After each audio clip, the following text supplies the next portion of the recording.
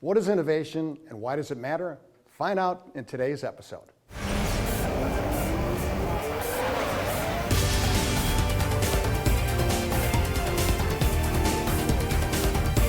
One of the biggest decisions you will ever make is whether you're going to invent or not. So make sure you take that decision very seriously. So people ask me all the time, what is disruptive innovation and why does it matter? Well, let me give you a couple of stories about that. Remember the old Hertz cars? They had the never lost system on it, and it was always wrong. Well, what happened to never lost? Do you ever see one of those in a Hertz rental car anymore? Ever see one of those anywhere? No, because the iPhone disrupted it. Google Maps disrupted it. And so anybody who was relying on the income from never lost, suddenly they didn't have a business. Let me tell you another story. Encyclopedia Britannica. Now, that used to be the premier place for people to get information in the world. And what happened to them? They hardly are even around anymore because they've been disrupted by Google, by all kinds of online, by all kinds of alternative ways for people to get their information. But the executives at Encyclopedia Britannica recognized this years ago, so they reconfigured themselves. They started investing money into online resources. They started restructuring their sales force, and they did a lot of things to get on the online presence. Unfortunately for them, it didn't work because when you think information, do you think Encyclopedia Britannica? Of course not. You think Google, you think all kinds of alternative sources, but not that. So they were a little bit late to the game. Now, Nokia is another story I'll tell you really quick, very interesting story. Did you know that Nokia started off as a boot manufacturer and a textile company? That's all they did.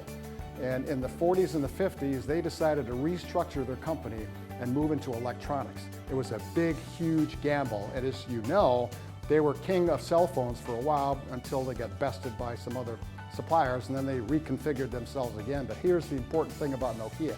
They invested a lot of money to make the leap. They saw disruptive technology coming and they shedded the old businesses so they could create the money and the time and the resources for the new businesses.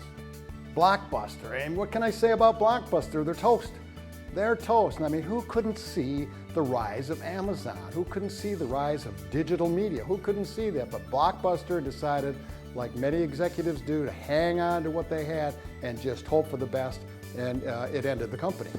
Who didn't see Netflix coming? For God's sake, everybody saw them coming. Blockbuster had to see them coming. And you know what? This is really funny because I think Netflix is like old school now, old technology now. Like, who wants discs anymore? I don't even have a CD player. But I know a lot of people who swap those discs every month for new discs. So they're still, their core business is still going strong. But Amazon is going to put a bullet in Netflix. There won't be a Netflix around in 5 years.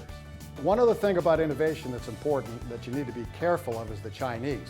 Now, people don't think of the Chinese as innovators, and they pretty much are, although I would say they're copycat innovators. And if you're going to compete with the Chinese, and you really don't have any choice, especially if you're an American manufacturer, you have to either do it on innovation or you have to do it by being cheaper. But you cannot out-cheap the Chinese.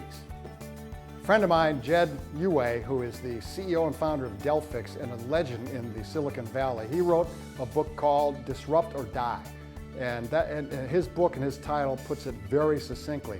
If you don't disrupt your own industries, somebody else is going to disrupt you, and then you won't have a company anymore. At Miller, we took this to heart. We developed a new suite of safety products that totally disrupted the industry because people hadn't done it before. It had never been done before. The need was there, the market need was there, the problem was there, the opportunity was there, but everyone was solving the problem that existed in the marketplace with old technology and manual technology, and we totally disrupted the industry by introducing this groundbreaking technology. If we didn't introduce this groundbreaking technology, we'd go the way of people who got disrupted because we were relying solely on our legacy products, which produce good margins, which are reliable, and which are everyday, steady Eddie kind of products. But we could see that those products had a limited shelf life, and in another 5 or 10 years, we wouldn't be around if we hadn't done this. If you're watching this video now, what your takeaway on this is you need to think about innovation. You can no longer rely on your legacy products. You can no longer rely on the way things have always been. You need to start thinking very seriously about how you can make groundbreaking innovation. I don't mean incremental innovations. I mean groundbreaking, phenomenal, change the industry innovations. That's what I'm talking about.